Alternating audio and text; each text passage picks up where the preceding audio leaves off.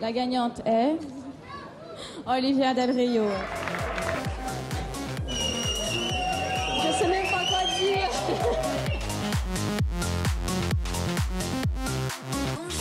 Ça fait pas longtemps que je suis dans le porno et pour moi c'est vraiment c'est un rêve.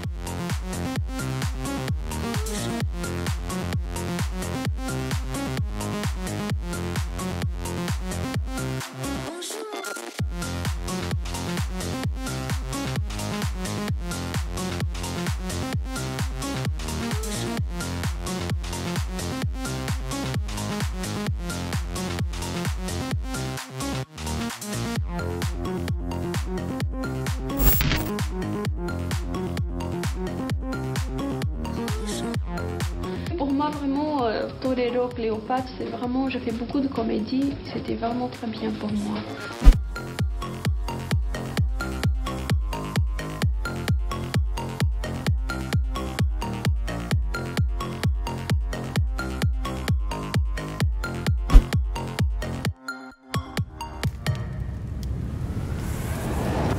Allez Olivia, c'est à toi. La France est derrière toi. Merci beaucoup. Alors aujourd'hui, dans la boutique parisienne bien connue qui est Metaluna Store, je remercie d'ailleurs Bruno Terrier, on a l'immense plaisir et on est très impressionné d'accueillir devant la caméra de Ciné Forever la mythique Olivia Del Rio. Alors Olivia Del Rio, c'est la porn star absolue, le fantasme de toute une génération, une actrice qui réveillera sûrement quelques souvenirs pour ceux qui se sont couchés tard dans les années 90 et puis au début des années 2000, parce qu'Olivia affiche une filmographie de plus de 250 titres. J'ai pas fait les comptes, mais ça doit être à peu près ça. Elle a été de toutes les compagnies, de tous les studios, de tous les plateaux européens ou américains. Et c'est une actrice donc, qui aura marqué la période sur une carrière de plus de 10 ans, ce qui est tout de même rare à l'époque. C'est une des plus belles et une des plus envoûtantes comédiennes de sa génération. Et si je voulais résumer, eh bien, je citerai un ami qui se reconnaîtra et qui me disait, je le cite, « En France, il y a eu Brigitte Lahaie pour les années 70, Marilyn Jess pour les années 80 et Olivia Del Rio pour les années 90. » Je ne savais pas. Je crois que tout est dit. Alors bonjour Olivia. Bonjour. Et merci d'avoir accepté cette invitation qui nous réjouit et nous émeut au plus haut point. Alors, tu as commencé ta carrière en France, Oui. mais tu es née au Brésil en 1969, si je ne me trompe pas, dans la petite commune de Rio Casca. Je crois que c'est au nord de Rio de Janeiro, nord-est. Nord-est. Tu as grandi, je crois, à Belo Horizonte, qui est une plus grande ville du Brésil. C'est la 5e ville aujourd'hui. Voilà, il me semblait bien que c'était une grosse cité.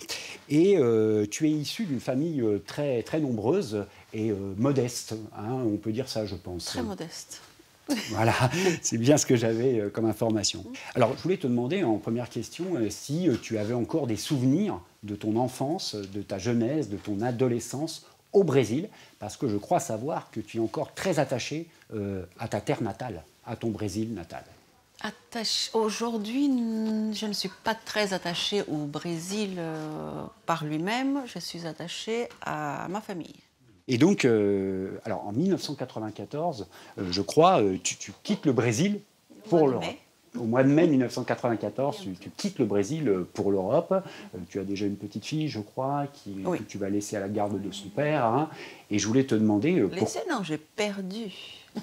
Ah oui, d'accord. Oui. Parce que au Brésil, dans mon État, je ne sais pas si vous connaissez un petit peu le style américain, il y a des États, les lois ne sont pas tout à fait pareilles. Et moi, comme je n'étais pas bien avec mon mari à l'époque, je ne vais pas dire des méchancetés sur lui, j'ai pris ma fille dans mes bras et je suis partie chez une sœur. Et rien que pour ça, j'ai perdu la garde de ma fille. D'accord. Ah oui, d'accord. Donc oui, un départ douloureux, quoi. Et lui, il avait plus de moyens que moi.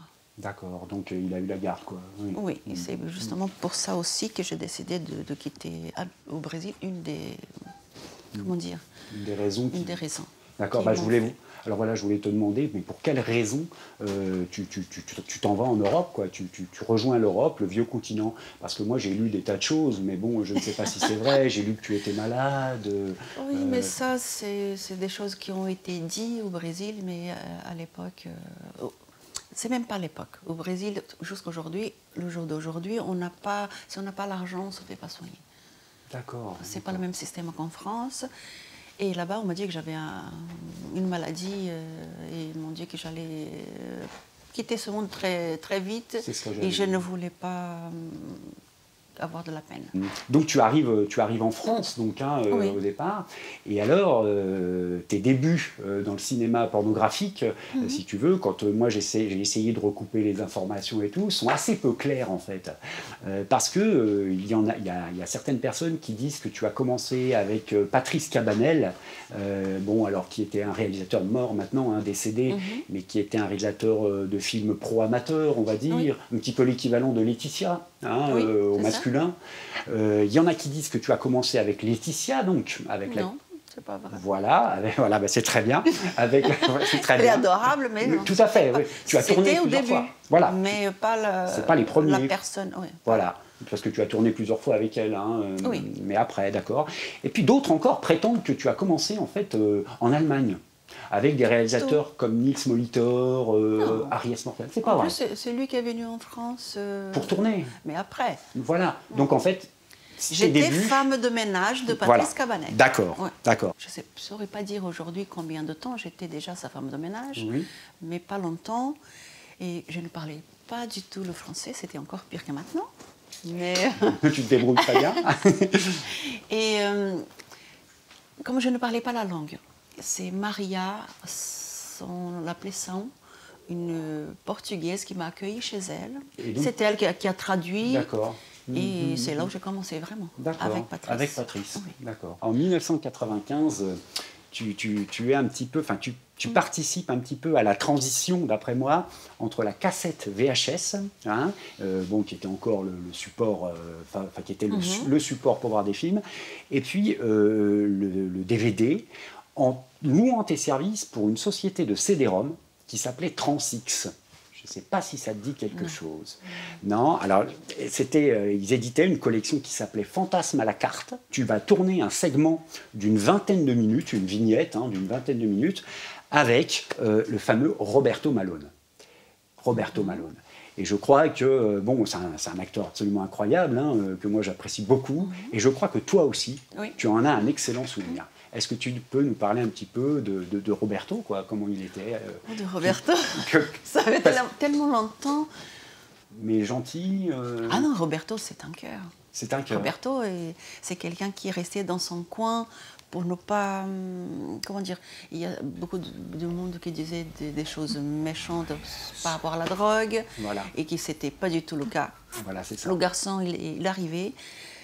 comme il y avait du monde sur le tournage, il restait dans un coin. Et la seule chose à dire, c'est que des fois, il fallait le réveiller parce qu'il ronflait trop. On ne pouvait pas travailler à côté.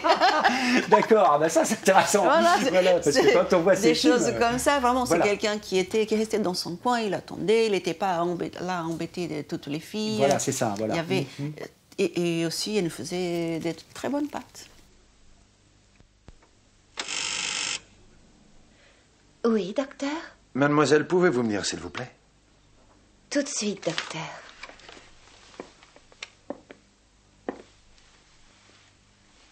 Comme je ne parlais pas la langue, on m'a fait peur par rapport à lui, en disant qu'il allait me vendre à d'autres pays, qu'il fallait faire attention. Et j'avais une peur de lui quand je suis arrivée en France. Ah bah voilà, ça c'est un décès. Qui n'a rien à voir. Mais oui, voilà, c'est ça, il a l'air plutôt... Enfin oui, quelqu'un de sympathique, quoi, tout bêtement. Oui. Loin de certains de ses rôles, d'ailleurs. Ah oui, rien à voir. Avec ses rôles, voilà. Alors, donc... Et très... Son sexe ne pouvait pas passer inaperçu. Ah non, ça je confirme. Je confirme, oui. Il y a des veines partout. Oui, mais je sais bien, on l'appelait même la veine. Facile on l'appelle la veine. Oui, tout à fait, je vois très bien, oui, c'est ce qui m'avait marqué ayant vu certains de ses films. Velasco, es ist fantastisch, dein Model zu sein. Wir wollen Ihnen Glück wünschen. Gehen wir. Alors, on avance un petit peu, mais il me semble que l'élément, si vous voulez, l'élément déclencheur de ta carrière, c'est quand tu vas signer un contrat que tu vas contracter avec la grande société célébrissime dans le monde entier, Private. Ça doit dire quelque chose. Oui. Et notamment, alors je ne sais pas si tu te souviens, pour un petit segment que Alain Payet avait tourné pour un magazine vidéo qui s'appelait Triple X. Alors, je te rappelle, ça te dit quelque chose pour moi, c'est une de tes meilleures prestations, hein, alors que tu es encore débutante, en fait. Hein, mais pour moi, c'est une des meilleures scènes que tu aies tournées. Tu sais, tu es habillée un petit peu en adolescente et tu arrives dans une case de voiture. Et c'est avec Roberto Malone. Avec un short. C'est ça. Et je crois que tu as même des couettes, hein, me semble-t-il. Voilà. Et il y a Roberto Malone, il y a Yves Baïa, je crois, aussi. Monsieur Champignon. Oui. Voilà, c'est ça. Et, exactement. Et ben, je suis content que tu t'en rappelles. Et, bon, et après, il y avait quelqu'un d'autre. Oui, et c'est pas Mephisto, mais je ne sais pas. Peut-être, je ne sais, je ne sais plus. Mais il y a 3 hommes, donc voilà, il se passe ce qui doit se passer. Et franchement, c'est une scène qui est restée mythique, quoi, hein, vraiment. Oui, vraiment, je t'assure, très honnêtement. Ah oui. Franchement, tous les gens qui parlent de toi et qui t'aiment beaucoup parlent de ce segment, de cette scène. Qu'est-ce que vous avez besoin là? Une pièce pour ma voiture. Une pièce pour ta voiture? Regarde, toutes les voitures du monde sont à ta disposition, fais-toi voir. Oh là là là là là, on y va, je te fais voir toutes les pièces que tu veux. Vas-y. Oh.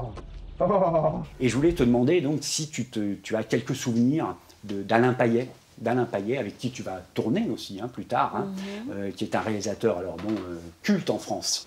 Alain Payet, dans mes souvenirs, il était gentil, sérieux, toujours avec son cigare. Voilà, c'est ça. Ah bah si, tu t'en souviens, mais, professionnel, quoi. Ouais. Après, personnellement, non. Non, t'as pas de... Oui, dans mes souvenirs, il était très copain avec Élodie Chéry. Bien sûr, c'était son actrice un petit peu fétiche. Oui, tout à fait. À l'époque, j'étais très timide. Oui, d'accord. Dans ma tête, je faisais mon travail et je prenais mon argent. C'était pour me bagarrer, pour avoir ma fille qui était au Brésil. Et j'avais ça dans la tête. J'avais même pas le temps pour faire des sorties comme tout le monde faisait des sorties, aller en discothèque. Ça n'a jamais été ta manière quelque de chose à moi. Oui. D'accord. Moi, je voulais gagner ma vie pour aller voir ta fille. Non, même pas pour aller la voir. Je voulais avoir ma fille avec moi à l'époque à nouveau. Oui, bien sûr. Ça s'est très mal passé. Mais aussi, mon rêve, c'était d'acheter une maison pour ma famille. Alors là, on change complètement de standing, on change de niveau. Tu vas tourner dans la méga production The Gigolo. Tu te rappelles? Ah oui, c'est pas pareil. Non, c'est pas pareil, mais c'est Private. Mais alors, c'est un film de Pierre Woodman, en 1995. Alors c'est pareil, tes fans, je le sais, parce que j'ai parlé un petit peu avec certains d'entre eux, reconnaissent que la scène que tu joues dans The Gigolo, tu as une séquence sur une voiture, et c'est une des scènes les plus marquantes à mon avis. C'est celle du bois de Boulogne. Oui, tu sais, où tu as 2 policiers. Il faisait très froid. Oui, voilà, et puis tu as des policiers, des macros, tu sais, qui, et qui profitent de toi et de ton ami. Oui. Voilà. Alors, tu as une séquence qui est absolument incroyable, qui moi, m'a beaucoup marqué, je dois dire. Et je voulais savoir un petit peu comment tu étais entré en contact avec Pierre Woodman, qui à l'époque était le réalisateur phare de Private, quoi, qui était spécialisé dans les grosses productions, je pense à Pyramide, des films comme ça. Et comment il t'avait pas casté, je crois, il avait fait un casting. Oui, il a fait un casting, mais je pense qu'à l'époque, c'était par le magazine Hot Vidéo et Extrême à l'époque. Voilà. Parce que comme j'avais déjà commencé à travailler, les photos, je pense qu'il avait déjà vu. Oui. Et comme j'allais, ils aimaient bien la petite brésilienne chez Hot Vidéo. Comme j'étais tout le temps avec eux, il y avait Chantal à l'époque, portugaise, qui, comme elle savait que je ne parlais pas presque rien par la langue, elle m'aidait beaucoup. Oui. Et j'étais là, j'étais comme chez moi, j'allais un peu partout dans leur bureau. Oui. Je regardais mes photos, je regardais les photos d'autres filles. Je pense que c'est comme ça en fait. D'accord. Ah oui. Et Pierre, il était...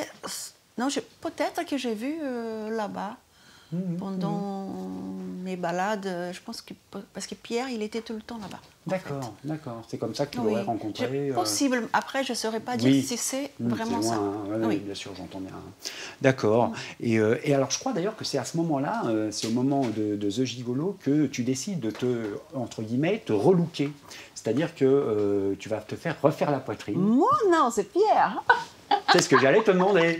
Est-ce que c'était tes producteurs qui l'exigeaient, Pierre Woodman? C'est Pierre, parce que Ou un choix j'avais personnel? les dents écartées devant. Et Pierre, il disait, tu es très jolie, mais il y a des choses qui me dérangent. C'est vrai? Ah oui, Qui d'accord. me dérangent. Je trouvais que Ça ça des te donnait un petits charme. lolos. Oui, Et les dents, non, c'est pas beau. ça te donnait un charme. Mais pour l'époque, c'était ça. Oui, oui. J'aurais eu le temps, j'aurais pas fait ça. J'aurais mis des appareils comme tout le monde. Oui, bien sûr. Mais comment dire, la situation se pressait. Il fallait prendre le train en marche. Oui, c'est ça. Voilà. Voilà. J'ai Et à pris. l'époque, en C'est plus. ce que j'ai fait. Et je crois qu'il était très que tu l'aimais beaucoup. Il était très protecteur avec toi. Il s'est très bien comporté avec toi. Oui, je parce crois. que à l'époque, je ne sais pas si c'était vrai. Certaines personnes disaient pas mal de monde de toute façon. Oui, mais Pierre Woodman, Mais il avait lui- une mauvaise réputation, je crois. Mais hein. il y a d'autres qui avaient une sale C'est réputation, vrai, c'est mais vrai. m'ont traité correctement. Voilà, c'est ça. Après, peut-être qu'ils disaient certaines choses que je ne comprenais pas. Oh. Mais J'ai rien lu En de tout cas- méchant. J'ai rien lu de en tout méchant. cas, j'ai pas eu vraiment d'abus vraiment sexuels. On peut pas dire ça. D'accord. Alors j'avance un peu, mais on passe aux années 96. Je vais essayer de te rappeler quelques Dieu. petites choses. On est aux années 96 et 97. Et pour moi, hein, qui regardait tous tes films, qui a un petit peu étudié ta carrière, c'est, je pense, les années de ta consécration. Tu rejoins en quelque sorte le panthéon, ce que j'appelle le panthéon, hein, le sommet des stars. Hein, et notamment grâce au très célèbre Marc Dorcel. Il va quand même réaliser 4 films pour toi, avec toi, 4 films hein, que lui-même va réaliser, dont La Ruée vers l'or, qui va te permettre de gagner un Hot d'Or en 1997. Hein. C'est un second rôle, c'est ça? C'était, voilà, tu as eu un d'or pour le meilleure actrice européenne dans un second rôle, hein, dans La Ruée vers l'or, qui est un superbe film hein, avec Laure Sinclair. Comment t'es entré dans la maison d'Orcel? Comment tu es parvenu, tu vois? Je sais rien. Tu sais pas. Non, parce que c'est quand même. Et puis alors, ce que je voulais te demander aussi par rapport à la production Marc Dorcel, c'est est-ce que tu as senti un changement, tu sais, comment t'expliquer ça? Simplement, un changement de standing, un changement de niveau en production, en budget, comparé au film que tu faisais avant. Par rapport à Private. Private, je pense non, pas. c'est pas Private, pareil. je pense pas. Ouais. C'était deux choses complètement différentes. Ah oui. Mais d'accord, oui. Dorcel, on se sentait jolie. Voilà, c'est ce que je voulais Après, il y a eu savoir. certaines anecdotes qui me déplaisaient à l'époque. Ah, Non, mais après, c'est des choses rien à voir avec les producteurs, mais j'ai râlé tout le temps. Pascal, je pense qu'il se rappelle. Ah, d'accord. Je trouve qu'on passait pas beaucoup de temps à me faire me préparer, que je me sente jolie. Et souvent, quand j'ai râlé, il disait « Ah, mais t'as pas besoin de maquillage. Un petit coup là, voilà. » Pour que ça aille vite, tu veux Ça dire, hein. Oui, mais c'est des choses, on peut dire, c'est des choses de stars de l'époque. Mais non, mais ça m'intéresse, c'est mais, super intéressant. J'étais toujours, dans ma famille, on me disait toujours que j'étais très moche. Et je pense que j'avais, à un moment, peut-être aussi, parce que j'ai commencé à être connue. Et j'avais, je voyais les filles aux États-Unis qui, dans la rue, on ne les reconnaissait jamais, tellement elles étaient différentes. Non, n'est-ce pas? Et je voulais une époque que j'ai trouvé que comme je n'étais pas la star de la production. Oui, c'était Laure Sinclair plutôt à l'époque. Oui. Oui. Et j'ai trouvé qu'il n'y avait pas assez d'attention auprès des Oui, actrices. je voudrais un maquillage, Bien un truc. sûr, vous rendre belle. Ressembler à une américaine, en fait. Oui, alors justement, je vais y venir bientôt. Voilà, c'est pas, Oui. c'est des choses peut-être d'enfants, un peu que j'ai, Oui, mais enfin. j'ai sorti de femme de ménage à Mais faire non, ça. mais- Peut-être c'est un petit peu de tout, Oui, oui, vous êtes un petit peu de sorti- caprice, peut-être. Ben oui, mais enfin, vous partiez presque de rien. Je ne sais pas, professeur.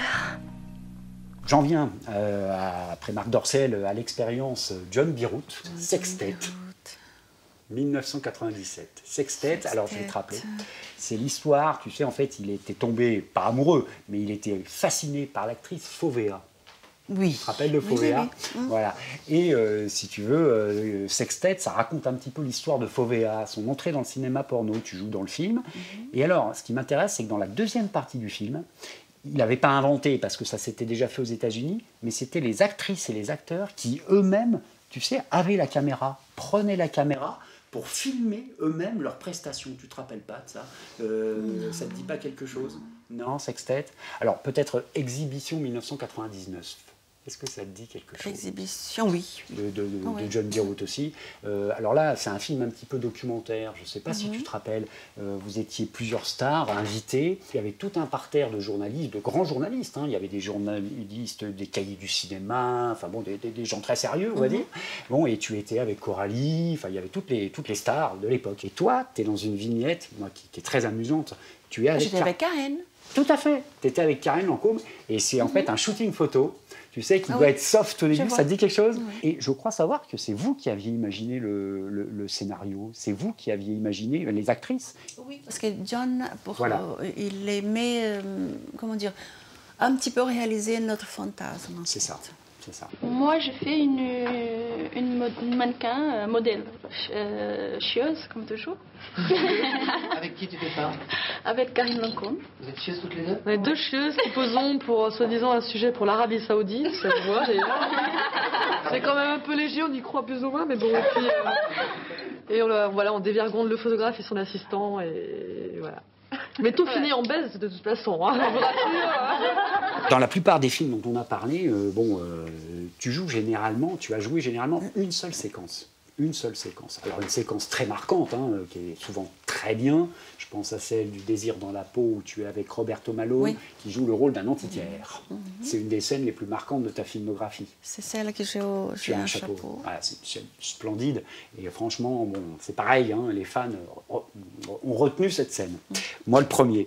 Et je crois savoir que ce sont les Italiens, en fait, qui vont te donner le premier rôle. C'est D'Amato. Dans Les Amours d'Antoine et Cléopâtre de Joe D'Amato. Alors, je voudrais savoir comment tu as rencontré Joe. Comment tu as rencontré Joe D'Amato? Aristide Massachesi, hein? Je ne sais pas. Tu te rappelles pas? Je pense que c'est toujours par rapport au magazine, parce que oui, c'est ça, il t'a vidéo, comme ça. on voyait le magazine à toutes les productions, en fait. C'est ça, voilà. Et à l'époque, moi, j'ai bien marché en Italie parce que apparemment, j'ai ressemblé à l'époque Sophie Loren. Après, en vieillissant, Lollobrigida, non? Gina Lollobrigida. Oui. Et apparemment, c'est ça qui a fait que Olivia a bien marché en Italie. Ah, d'accord, ça c'est intéressant. Oui, ok, d'accord, je comprends. L'âme italienne. Oui, non, mais tout à fait. Et alors, je crois savoir aussi que Joe D'Amato, c'est quelqu'un qui t'a beaucoup marqué. C'était mon papa. Mais voilà. Et alors, pourquoi tu gardes une affection toute particulière pour ce réalisateur? Je pense qu'à l'époque, c'est parce que déjà, il était comment dire, on peut dire, quelqu'un assez âgé. Comme je venais d'ailleurs, je pense, et il savait que j'étais timide. Et si un garçon me traitait pas comme il fallait, c'était un film de cul, mais s'il y avait un manque de respect, à lui, il a arrêté la scène. Et ça t'est arrivé, ça? Il est sorti, il a fait ça avec Philippe Dean. Philippe Dean? Et on a arrêté la scène parce qu'on était... Lui, je crois que c'était Passion de guerre. Alors, Passion de guerre, c'est pas de D'Amato. Non. C'était de Ricky, c'est Ricky Grimaldi. Ou alors c'est infirmière. Mais en tout cas, c'était lui. Les infirmières du chèque, c'est Luca Damiano. Mais peut-être qu'il était là aussi, parce que Luca Damiano... Ils ont déjà fait ensemble, oui. Ensemble. Mais en tout cas, Philippe Dean, il devait être en train de presque mourir. Il était vraiment malade. Et c'est lui qui m'a rattrapé pour faire l'anal et on ne devait pas voir du sang. Et j'étais en train de saigner de derrière et Joe, il avait dit attention, elle saigne, la petite. Et il dit non, là, quand c'est comme ça, quand on sait que c'est pas beau et on n'avait pas le droit de sang sur un film, oui, oui. Je commence à sortir de son sexe, il m'attrape et là, les larmes coulaient tellement j'avais mal. Ah oui, une scène anale en plus. Et Joe lui a fait sortir. Il dit qu'il a dépassé les limites et Joe, je pense qu'il me manquait rien pour qu'il donne des baffes. Ça c'est incroyable. Voilà. Hein. Alors là, c'est incroyable parce que tu as beaucoup tourné avec Philippe Dean en plus. Quelqu'un qui a un sexe tout à fait normal, comment pouvait nous faire mal? Quelqu'un qui a Rocco, qui avait des choses pas comme tout le monde. Ah bah c'est sûr. Hein. Ça se passait, comme il disait une copine, que ça passait crème. C'est pas bon de dire ça, mais voilà. Mais en tout cas, ça se passait bien. Et que lui, il avait quelque chose, il avait besoin de prouver quelque chose, je sais rien. Une petite violence, oui, dans l'acte. Oui, pour montrer qu'il une puissance virile mal placée. Quoi. Oui, c'était jamais trop bien compris. Mais à part ça, quelqu'un de très, c'était très sympa. Est-ce que tu connaissais la carrière de Joe D'Amato avant de le rencontrer? Tu n'avais jamais vu ses films d'horreur, ses films érotiques, ou même ses premiers pornos t'avais jamais vu? Non, on m'avait dit que c'était quelqu'un qui avait fait du traditionnel. Oui, tout à fait. Oui. Oh, bah, tu as touché à tous les genres. Ah oui, d'accord, tu n'avais jamais vu. Sans détail. D'accord. Ouais. Et donc tu vas tourner 8 films en fait, hein. J'ai fait les comptes, si mes calculs sont exacts. Pardon? Tout ça? Oui, tu as tourné 8 films avec 8 films avec Joe D'Amato, dont 4 péplums porno, les origines Messaline. Avec Kelly Trump. Voilà, avec Kelly Trump, l'actrice allemande, hein, je crois. Enfin bref, donc Caligula, tous ces films-là. Et également, bien sûr, alors dans un autre style, le fameux Torero, avec Rocco Siffredi, qui est un film qui a eu, beaucoup de succès.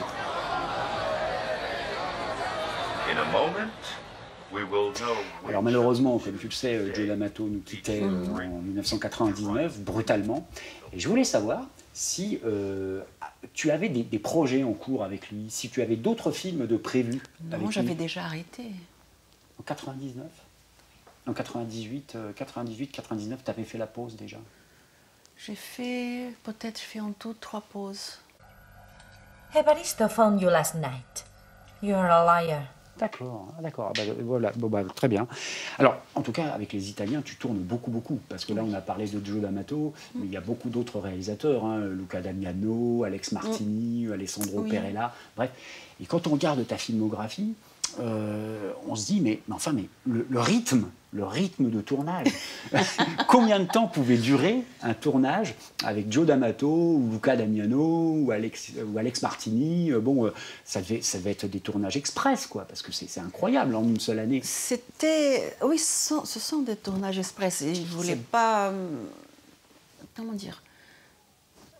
La comédie, le soft...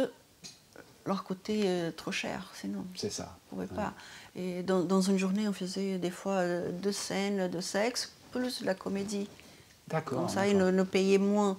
Oui, voilà. Et tout ça, c'est par rapport à l'argent. Le porno, il n'y avait pas beaucoup d'argent, à part Private, qui pouvait se permettre. Oui, c'est ça. Dorsel, pareil, on peut parler de Dorsel, mais Dorsel, vous pouvez se permettre des décors, du design. Oui, mais c'était... On était mieux payés qu'aujourd'hui, je pense, mais on n'était pas... On ne gagnait pas des fortunes comme... Oui, il fallait que ce soit... Il y a une année, quand je suis arrivée au Brésil, et là-bas, Olivia, elle était connue partout, parlait à la radio, des blagues sur Olivia. Je vais t'en parler, oui. Et il disait même qu'Olivia prenait $20,000 par scène. Et ma famille pensait que j'ai nagé, j'ai gardé de l'argent. J'ai dit, non, c'est pas ça. Pour être une star au Brésil, si tu ne gagnes pas d'argent, tu ne parles pas d'argent, tu n'es pas une star. Ah oui. Quand tu voyais la petite star qui arrivait là, chez mes parents, il y avait un sex shop, non pas sex shop, mais comment dire, comme ici, il n'y a pas d'autre chose, mais il y avait des films, tous les films. Ah oui, d'accord, un vidéoclub. Vidéoclub. Dans ma rue, un peu plus loin de l'autre côté, et tout le monde venait taper comment dire, discuter Oui, et surtout, il y avait aussi beaucoup de jeunes, très jeunes même. Oui. Donc il y avait mon neveu qui habite dans la même ville que moi aujourd'hui, que j'ai ramené. Et les gens, certains ne comprenaient pas que c'était moi, parce que Olivia, elle arrivait, elle prenait le bus comme tout le monde.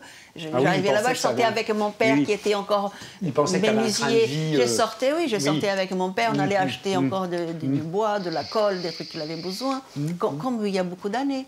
D'accord. Et c'était pas possible. Ben, bien sûr. Là-bas, il y a un programme de télé.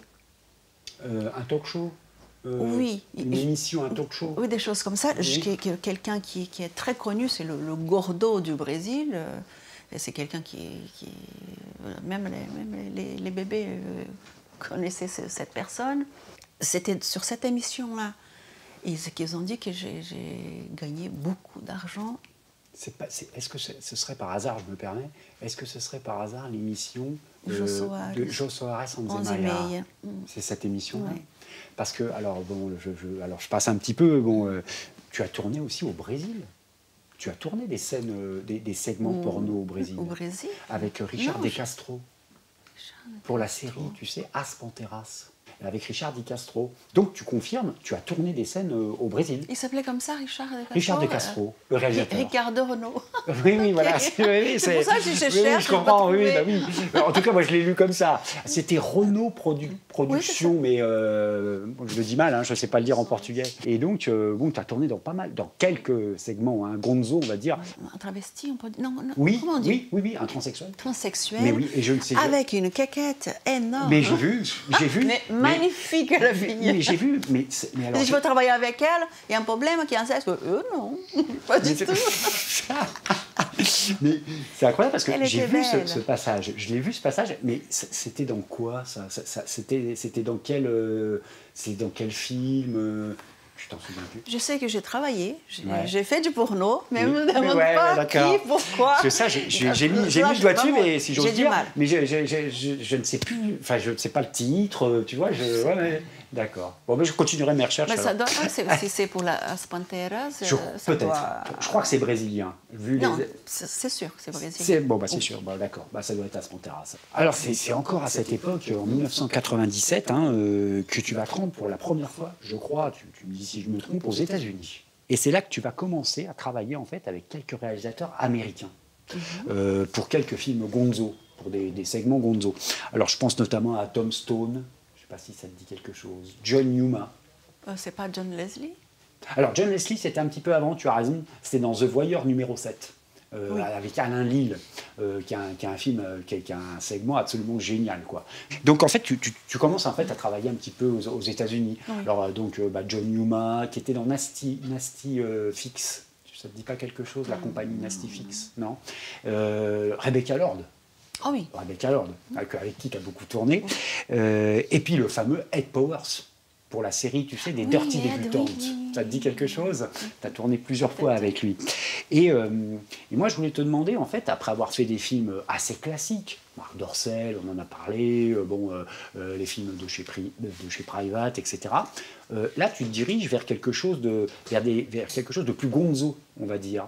Parce que la mode était en train de changer. Voilà. Au départ, quand je suis arrivée en France, j'ai commencé à faire du porno, c'était interdit de faire ça. Mais c'est ça. C'était de régresser, on peut dire. Oui, c'était une régression. Pardon, Et quand je suis arrivée aux États-Unis, il y avait que ça. C'était rare les productions, ils disaient que c'est ça qui la nouvelle mode serait ça. Oui, c'est ça, c'est-à-dire des segments en fait assez courts, sans histoire. J'étais un peu gênée au départ du faire, j'avais parlé avec mon compagnon de l'époque, j'ai dit c'est pas bon au départ, pourquoi c'est maintenant maintenant c'est possible. Et dit, non, mais ça a changé, tout est en train de changer, c'est question de mode, personne ne va te... Mais par contre, il ne faut pas travailler avec n'importe qui. Donc en 98-99, tu as déjà une cinquantaine de films à ton actif, tu as déjà au moins fait 50 films. Et là, on a l'impression, effectivement, que tu commences un peu à te lasser du milieu. Et donc, je voulais te demander pourquoi. J'ai lu, tu vas me dire si c'est vrai, j'ai lu que c'était aussi le problème du préservatif. C'est-à-dire que sur certains, tu disais que sur certains tournages, avec certains réalisateurs, le port du préservatif, parce que le sida, évidemment, à l'époque, c'était un vrai malheur, bon, et le port du préservatif, bah, c'était un peu laxiste. Certains réalisateurs s'en fichaient un peu, certains acteurs s'en fichaient un peu, et toi, à un moment, on ne savait pas qu'on devait faire avec, au sang, même eux, ils ne savaient pas. Voilà, c'était un vrai bazar à l'époque. Et ben voilà, oui. Et donc là, après, mon avis personnel. Oui, oui, ça m'intéresse. Plus facile à travailler sans préservatif. Ah oui, d'accord. Facile, je parle oui, du côté pratique. Voilà, c'est ça. Oui. Parce que préservatif, ça... Même pour la fille, même pour une femme, bah, je pense, dans mon cas... Hein. Ce qui est intéressant, c'est qu'en 98-99, on te voit en figurante, ou alors dans des tout petits rôles, dans des films dits traditionnels. Tu as joué, par exemple, dans Déjà mort, d'Olivier Dahan. Tu sais, avec Romain Duris et Benoît Magimel. Alors, tu as un tout petit rôle, mais tu es quand même dans... Bon, c'est un film d'Olivier Dahan. Alors, d'ailleurs, c'est un film qui dresse un portrait, tu sais, très sombre du milieu de la pornographie. J'ai trouvé ça un peu déprimant, quoi. Bon. Tu joues aussi dans dans une comédie de science-fiction de Cédric Clapiche qui s'appelle Peut-être. Et tu es sur le plateau de Jean-Paul Belmondo. J'adore quand ça brûle. Salut Josiane, t'as pas vu Bob? Salut, je n'ai pas vu. Tu restes avec nous? Non, parce qu'il faut que je trouve Bob d'abord. Ok, ciao. Tu l'as rencontré, enfin tu as eu l'occasion de le voir, ou alors tu l'as pas vu, quoi. On s'est dit bonjour, c'est tout. C'est tout, ouais, d'accord. Parce qu'il arrivait après, et j'avais déjà fait mon petit truc, et c'est pas... J'ai jamais été quelqu'un qui va courir après, après les gens connus. Mais je comprends bien, je comprends bien. Cédric Clapiche, avec lequel tu tournes aussi... C'est quelqu'un que j'adorais aussi. Ah, d'accord. Parce que tu tournes un super court-métrage qui s'appelle Le Ramoneur des Lilas. Tu te rappelles de ça? Oui. Avec Francesco Malcolm. Mais qui a une merveille. Pour moi, c'est le meilleur film de Cédric Clapiche. Donc, je le dis honnêtement. Et qui est passé sur Canal+, et c'était en plus financé, tu sais, par le ministère de la Santé.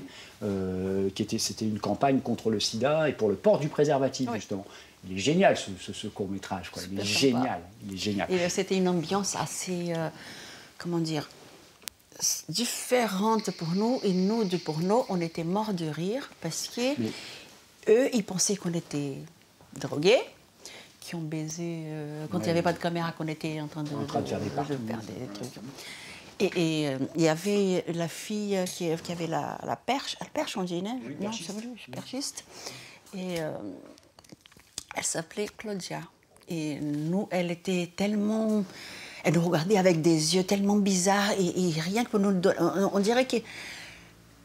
Rien que ça touchait à quelque chose à nous, qu'on a touché, qu'elle allait transformer à quelque chose. Elle a été contaminée, Et ça nous amusait et on l'appelait Claudia Chiffon. Et vraiment, on était... Oui, c'est la période. Oui, génial. Vraiment, c'est un tournage que nous, du porno, on était même plus cool que les gens du traditionnel. Voilà, c'est ça. Et je pense qu'ils étaient très déçus parce que nous, on était vraiment cool. Il y avait Magella, je crois. Oui. C'est vraiment... moi, j'adore vraiment ce petit court-métrage. Et alors, je voulais te demander, en parlant de ces films, alors pas Le Ramoneur des Lilas, mais les quelques films dans lesquels tu es apparu, est-ce qu'à un moment donné, ça t'a traversé l'esprit de faire du cinéma traditionnel, de jouer dans des films traditionnels? Tu vois, de changer complètement d'orientation et de jouer vraiment de jouer dans des films normaux, entre guillemets. Je mets des guillemets. C'est bon de rêver peut-être, mais pas moi. D'accord. Déjà, avoir fait une carrière dans le porno, c'est déjà bien pour quelqu'un qui arrive qui ne parle pas la langue. Je suis d'accord. C'était quand même assez difficile. Si je n'ai pas signé un contrat avec Dorsel à l'époque, c'est parce qu'il y avait la barrière de la langue. D'accord. Ah oui. Voilà. Okay, d'accord. Imagine dans le traditionnel, je vais faire quoi? Me faire... là, je pense qu'ils auraient abusé de moi, oui. Et alors, en 2001, tu reviens au devant de la scène. Moi, je me rappelle, dans le premier numéro, et en fanfare, j'ai envie de dire, parce que tu donnes une interview très intéressante dans le premier numéro de Hot Vidéo de l'année 2001. Janvier 2001, tu as une interview dans le Hot Vidéo. Et puis en mars de la même année, tu fais la couverture de Hot Vidéo. Donc à 2 mois d'intervalle, on te trouve vraiment en vedette dans Hot Vidéo. Parce qu'il n'y avait personne d'autre à l'époque. Oh si, si. Et moi j'ai envie de te demander, bon tu as déjà un peu répondu, mais pourquoi ce retour après une pause quand même assez longue me semble-t-il? Pourquoi tu as décidé de revenir dans le milieu du porno, pour refaire du porno? En 2001, tu vois. En 2001, c'est parce que j'avais décidé d'habiter aux États-Unis. Voilà, c'est ça. Ouais, c'est ce que tu expliquais d'ailleurs dans l'interview. Oui. D'accord. Allez, d'ici, j'allais partir, mais c'est là où je suis restée presque un an. Oui, voilà, c'est ça. Mais je n'ai pas supporté. Alors, tu reviens avec 3 films français au départ. Tu t'en souviens sûrement. Donc, Elixir, on en a déjà parlé. Pulsion sauvage. Ah oui, Dorcel. Il adorait. Tu tournes, tu sais, dans le carnaval, pendant un carnaval. Oui. D'ailleurs, Cédric Clapiche, c'est par rapport à ce film-là. Après, il a voulu travailler avec moi. Ah, d'accord, ok. Il a dit qu'il a vu que je savais jouer. Ben oui, et d'ailleurs tu gagnes à Barcelone, au FICEB, je crois, pour ce film-là. Comment dire, alors je ne me rappelle plus comment on appelle le prix, mais le prix de la meilleure actrice européenne au FICEB de Barcelone, en 2002. Voilà. Donc ça ne m'étonne pas, quoi, ce que tu dis. Et puis, tu tournes aussi, alors là je voudrais quand même que tu t'y arrêtes, parce que je pense que tu t'en souviens, Amazon Sex. Amazon Sex de Christophe Mourtet. Christophe Mourtet, qui n'est pas n'importe qui, qui a travaillé avec Mylène Farmer, notamment, entre autres. Comment est née cette idée de film? C'est un film culte aujourd'hui. Oui, mais avec Christophe, normalement, devrait être Lisa Crawford, je crois. Ah oui, d'accord. Je ne sais plus pourquoi c'était moi. Mais elle joue dans le film, je crois. Oui. Oui. Mais je ne sais plus le pourquoi. Que c'est toi qui en vedette, quoi. C'est un film pour toi. Moi, il m'a dit. Il m'a dit que c'était un film vraiment qui t'était. Non, mais normalement, c'était pour Lisa Crawford. Non, en tout cas, c'est elle qui devait faire la boxe. D'accord. Je ne sais plus, mais quelque chose comme ça. Il y a carrément eu, je ne sais pas si tu te souviens, une statuette de toi. Oui. Une statuette tirée à 3000 exemplaires, qui était en vente. Il y a eu de la publicité dans Hot Vidéo, il y avait plein de pubs, dans DVD Vision. Film magnifique. Mais c'est un superbe film. Moi, je préfère souvent partout, c'est les photos, on dirait. Voilà, c'est très esthétique. Les images magnifiques. Christophe, c'est un génie de ça. C'est vrai, oui. Ah oui, vraiment, c'est... Et tu t'es encore en contact avec lui, non? Ah oui, je l'ai déjà appelé aussi quand je suis arrivée. Samedi, c'est son anniversaire. Non, ok, d'accord. Vendredi ou samedi, c'est plus le 29. D'accord. Tu vas aux États-Unis, donc tourner. Et alors là, j'ai envie de te dire, en tout cas, je le vois comme ça, c'est un vrai feu d'artifice, parce que tu signes des contrats avec les plus grandes compagnies. Je pense notamment à Vivid. Je ne sais pas si tu te rappelles, Vivid qui est une importante compagnie à l'époque, vraiment, quoi. Et tu fais quelques films pour eux. Tu tournes avec les plus grands réalisateurs américains.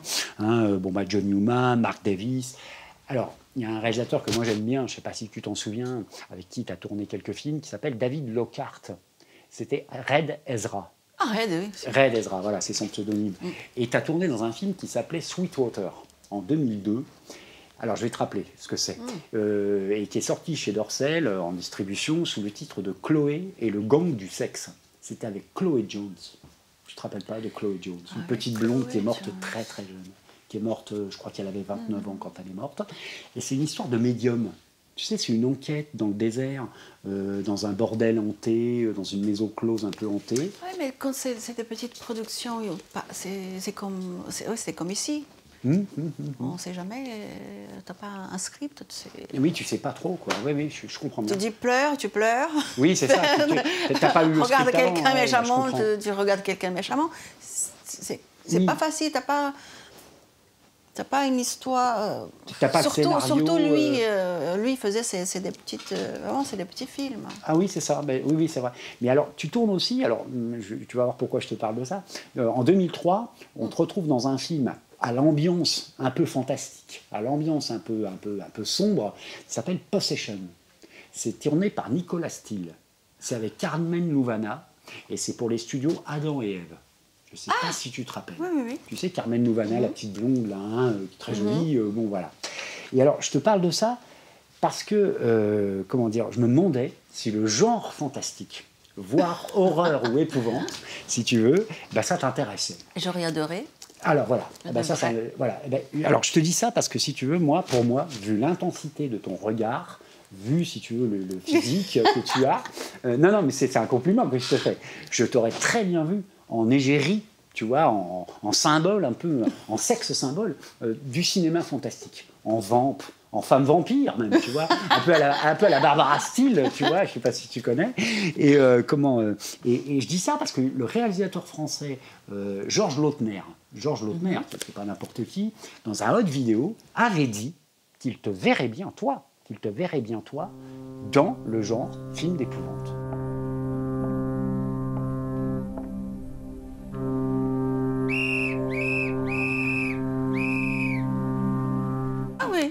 Tout à fait. J'ai encore l'article, tu vois, je pourrais te le montrer. On m'a pas dit à l'époque. Et voilà. Et Georges Lautner, bon, c'est voilà. Hein, et il avait dit qu'il te verrait bien dans les films d'aventure, les films de mystère, peut-être policiers, thrillers, tu vois. Et moi, ce qui m'intéresse, parce que c'est un genre que j'adore, dans les films d'épouvante. Et moi, j'avoue que je t'aurais bien vu là-dedans, quoi. Qu'est-ce que t'en penses? T'aurais aimé tourner dans des films d'horreur? Carrément. C'est vrai. Ah. Ça, c'est parce que... D'ailleurs, il y a quelqu'un qui m'avait dit qu'il allait m'amener... où déjà? À Gérardmer. Ah oui, d'accord. Un festival du film. Du film fantastique. Depuis, plus de nouvelles. Mais oui, moi j'aurais aimé, quoi, voilà, hein, parce que il y a quelques films que tu as fait comme ça qui tirent un peu sur le fantastique. Les deux que je t'ai cités, Cargo même, avec d'Alain Payet. Tu te rappelles Cargo, avec cette espèce de reine qui hante le cargo.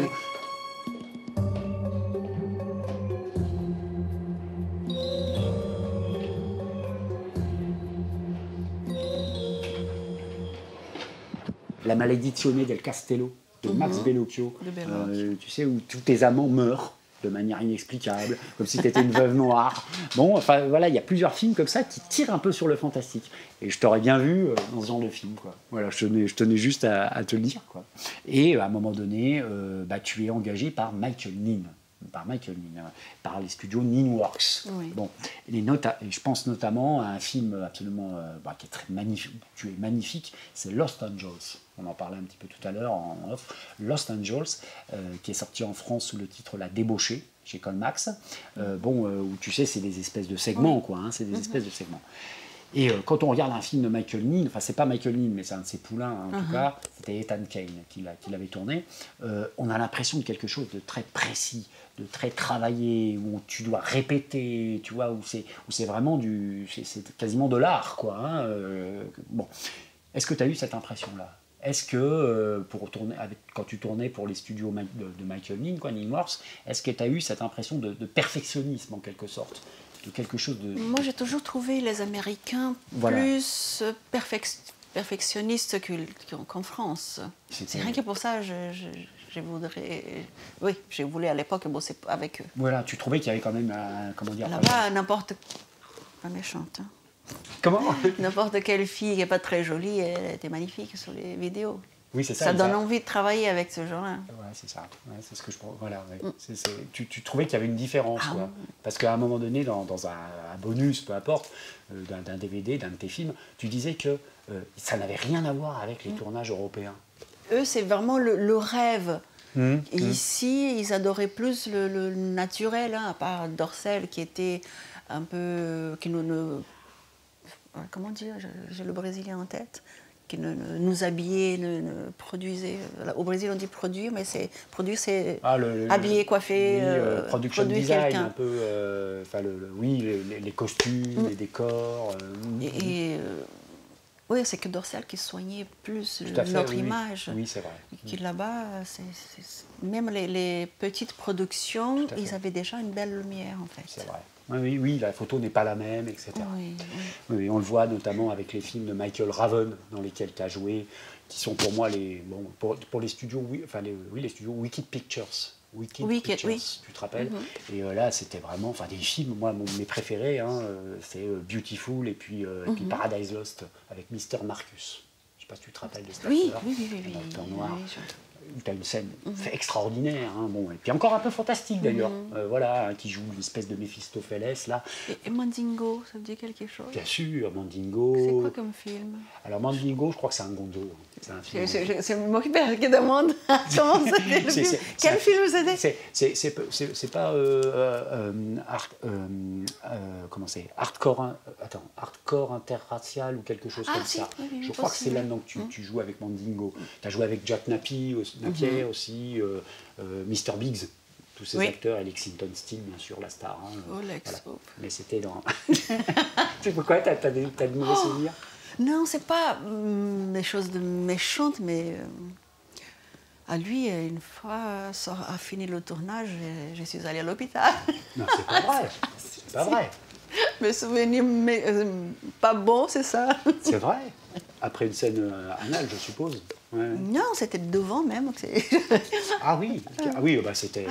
Je voulais te parler du film qui pour moi est peut-être le plus fou et le plus original que tu aies tourné. Je ne sais pas si tu te souviens.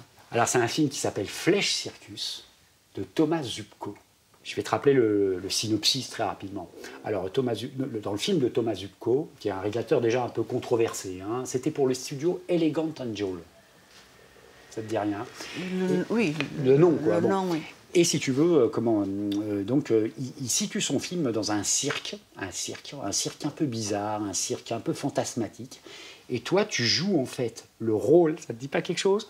Le rôle d'une très belle dame, bourgeoise, très bien habillée, tu as une espèce de porte-cigarette, je crois. Et à un moment donné, dans le cirque, on libère un homme singe, un yéti en quelque sorte. En fait, c'est Valentino qui joue. Oui, que j'ai léché son derrière. Tout le monde m'a vu. Je te le fais pas dire, voilà. Ben voilà, t'as tout dit. et si tu veux, c'est une scène. Bon, ça doit durer une vingtaine de minutes, hein, tu vois. Bon, c'est une scène, mais incroyablement hardcore. Bon, incroyablement hardcore. Mais en même, bon, très bien réalisé, un peu clip, bon, un montage cut, etc. Bon. Et mais moi je me demande, j'ai une question, je ne sais pas si tu t'en souviens. Si sentait bon. Non, j'allais pas dire ça. Mais et alors je me demandais si tu veux comment vous aviez fait pour garder votre sérieux. Parce que, bon, il y a quand même... le maquillage est bizarre, quoi, tu vois. Tu vois qu'il y a un bonhomme en dessous, quoi, tu vois.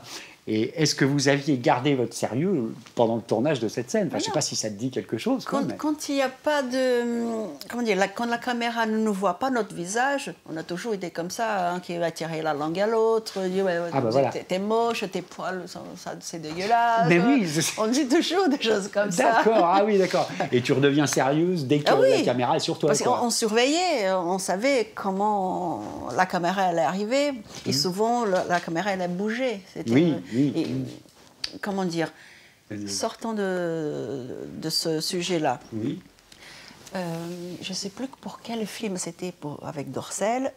Je devais être la première qui devait commencer la matinée à la scène. Et j'étais la dernière avec Christophe Clark. Il était déjà, je crois qu'à 7h du matin, on était déjà là. Et à 5h du matin, on était là en train d'attendre encore pour finir notre scène. Mademoiselle, il y en a encore pour longtemps? Je l'ignore, madame, mais je suis sûre que ça ne va plus être très long. Ouais. Et on était tellement, comment dire, on peut dire pro, hein, à l'époque, dans notre tête, qu'on se regardait, on regardait l'heure, et on ne pouvait plus, on était vraiment fatigués. Il dit, on se donne combien de temps pour faire la scène, là? Et il dit, 20 minutes, s'ils sont bons, ils vont se débrouiller. Hein. Et justement, en 20 minutes, on a fait une scène et pendant que comment dire, quelqu'un ils étaient là en train de voir ça. Et nous, des fois, on était là, tu me fais chier, tu me fais mal, tiens-moi mieux que ça, ou débrouille-toi, ne demande pas. Des fois, je me disais, va chier. On surveillait vraiment la caméra. La caméra pour pouvoir prendre de la distance, d'accord. Des fois, on regardait l'autre. C'était comme ça. Avec Christophe Clark? Oui, ouais. Mais Robert Malone aussi, pareil, il était comme ça. Ouais. Mais Robert, quelque chose qui était super sympa avec lui, et que les gens, même, ils pensaient même qu'on était même mari et femme, tellement on bossait ensemble, on se connaissait.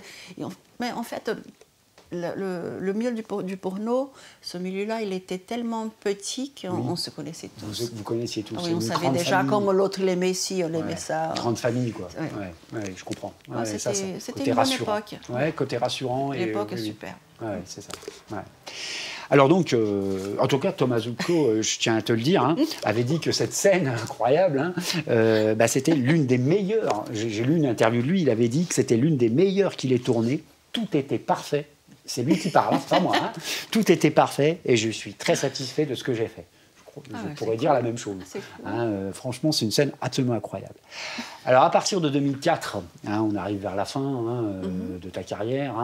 Il y a une multitude de compilations qui sortent. Oui. Alors là, je ne sais pas si tu es au courant, mais moi, j'ai essayé de relever tous les titres, tu vois, où tu apparaissais. Évidemment, des extraits d'autres films. Donc, alors, chez Vivid, chez Nasty Pix, chez Jill Kelly Production aussi, Sin City. Voilà. Beaucoup de compilations. Et donc... en 2004, on a l'impression que là, tu t'arrêtes. Je crois que j'ai été arrêtée. Oui, 2004. Tu as tourné encore des petites choses pour Pitch, la société Pitch, mais c'était de l'érotisme. C'était très soft, c'était du soft. Voilà. Mais c'est 2006. Mais en tout cas, au niveau hard, j'ai l'impression que ta carrière s'arrête vers 2004. J'ai voulu faire autre chose. Tu voulais faire autre chose. J'étais maman pour la deuxième fois et j'ai voulu changer de vie. Faire autre chose de ma vie. C'était même prévu que j'aille habiter au Brésil. Voilà, d'accord. J'ai connu quelqu'un d'autre ici, du coup j'ai changé de mari, je suis restée. D'accord. Tu tentes aussi, je crois, quelque chose dans la chanson. Non, oui, ça il faut... Oh, le portugais, j'allais sortir. Quelle horreur. Si on pourrait couper une partie de ma vie, serait ça. Tu surfes sur la vague tectonique.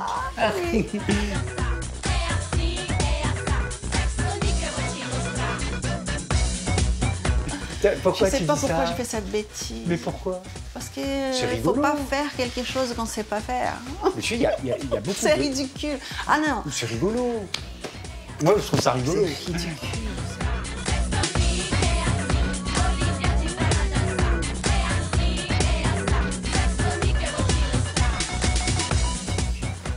C'est pas mon genre de musique, si tu veux. En plus, on a fait ça, je crois que je dois avoir au moins 5 versions.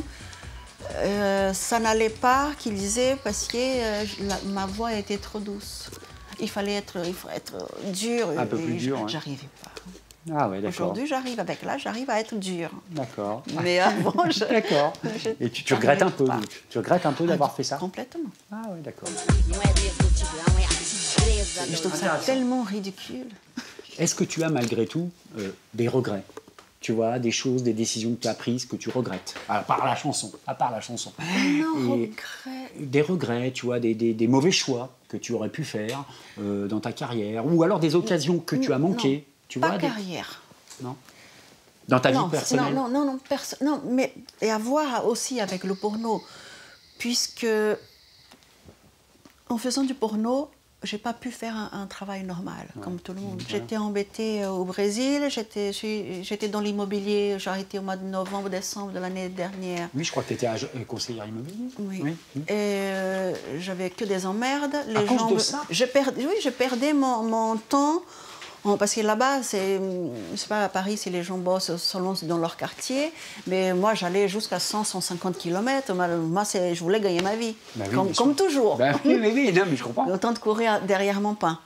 Mais je faisais ça et les gens qui arrivaient là-bas, c'était.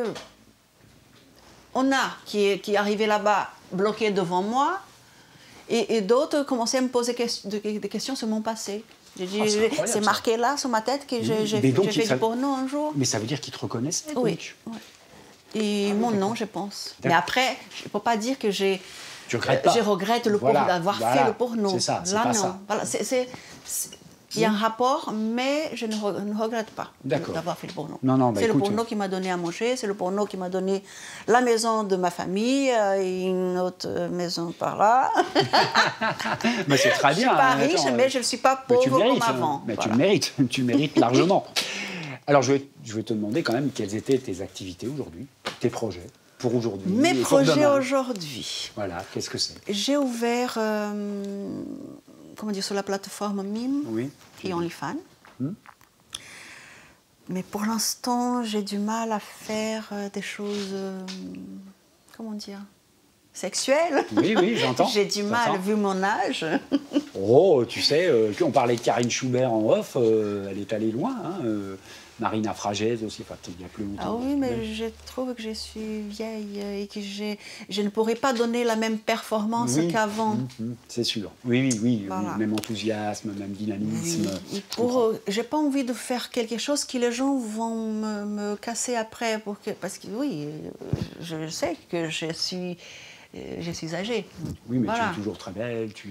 Non, mais être jolie pour mon âge, c'est une chose. Mais il y a tellement de jeunes femmes qui sont belles, qui ont de l'énergie.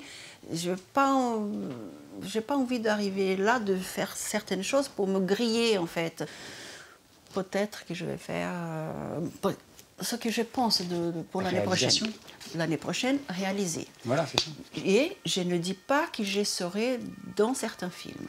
Voilà, mais je ne veux pas promettre. Oui, d'accord. Et je ne pense pas que la vérité, tout le monde va voir.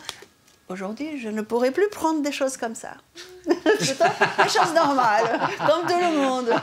Je comprends. Alors, je ne vais pas vous décevoir. Alors, je resterai dans mon coin. Et aussi, je suis aujourd'hui dominatrice. Oui, d'accord. Et mon site que je viens d'ouvrir, il manque encore beaucoup de choses pour illustrer. Mais voilà, je sors un peu de contexte. Et je crois que tu as toujours aimé, ce sera mon avant-dernière question, je crois que tu as toujours aimé ce côté un petit peu dominatrice, parce que tu as tourné des petites choses comme ça, même je me rappelle, dans Les délires obscènes de Jessica, qui est un film de Jessica Rizzo. Ça ne te dit pas quelque chose? Oui, non, mais là, c'est le contraire. C'est elle qui a fait pipi sur moi. Je ne parle pas le français. Je ne savais même pas qu'elle allait me faire pipi dessus. C'était trop tard. C'était fou, ce truc. Moi, j'adore Jessica Rizzo, mais je ne savais pas que tu ne savais pas. Comment... Voilà, j'étais dominée pourtant. Oui, tu étais dominée, c'est vrai. Mais tu as tourné des petits segments où, à un moment donné, tu as carrément... un gars de ceinture, tu sais, sur un garçon. Ah bah j'adore punir les garçons. T'adores punir les garçons? D'accord. Non, les filles aussi. Ma femme acquiesce. Mais bon... mais moi, j'ai... Bon, moi. Chacun pour son compte. Mais bien sûr, c'est la liberté absolue. Ah, si c'est consenti, je suis d'accord avec toi. Après, si je peux gagner un peu ma vie comme ça... Aucun problème. Aucun problème. Chacun son... Tout à fait. Alors, j'ai une dernière question, qui est peut-être un petit peu difficile. Est-ce qu'il t'arrive de revoir tes films? Non. Non. Non, je n'ai pas vu. Qui m'a envoyé ces... comment s'appelle un ardeur à l'époque qui a fait Les Nuits d'Antoine et Cléopâtre? Francesco Malcolm? Non. Akan Terbès ou Cerbès. Oui. C'est lui qui m'envoie de temps en temps des petites... Des petits modules. Tu te rappelles de ça? Tu te rappelles de ça? Et tu regardes là ou pas? Je regarde. Oui, je regarde. Et donc, dans toute ta carrière, je ne regarde normalement pas de films où je suis dedans. D'accord. Après, avec Jenna Jameson, j'ai regardé quelques fois parce que c'est mon compagnon de l'époque qui adorait regarder ça. Et j'étais là, je regardais. Mais c'est pas encore mon truc. Oui, je comprends. Encore aujourd'hui, disons que je fais pas beaucoup, mais je préfère faire que faire pour le travail, en fait. D'accord. Et donc, tu retiendrais, s'il y avait un réalisateur, un film, tu vois, je veux dire, que dans ta carrière, que tu retiendrais, tu vois, que tu aimerais que les gens retiennent, ce serait qui ou ce serait quel film? C'est Cléopâtre. Les Nuits d'amour d'Antoine Cléopâtre. Oui. Antonio et Cléopâtra. Oui, et Cléopâtre. Parce que c'était en 35 mm. Tout à fait. C'est du tout cinéma. un tas de choses qui ont fait que c'était beau. D'ailleurs, tu avais dit que quand tu tournais en Italie, tu te sentais comme à Hollywood. Tu te sentais comme à Hollywood, dans le journal du Hard en 95. Et tu avais dit que les Italiens essayaient toujours de faire du cinéma. Et je crois que c'est vrai. Je crois que tu as raison. C'est pour ça que j'aime. Il y a eu Mario Salieri aussi. C'est capé. C'est capé. Portugais qui revient. On n'en a pas parlé, mais c'est capé. Bah si, on en a un petit peu parlé, mais c'est vraiment un film génial. Ça. Drôle de film, très sombre. Vraiment...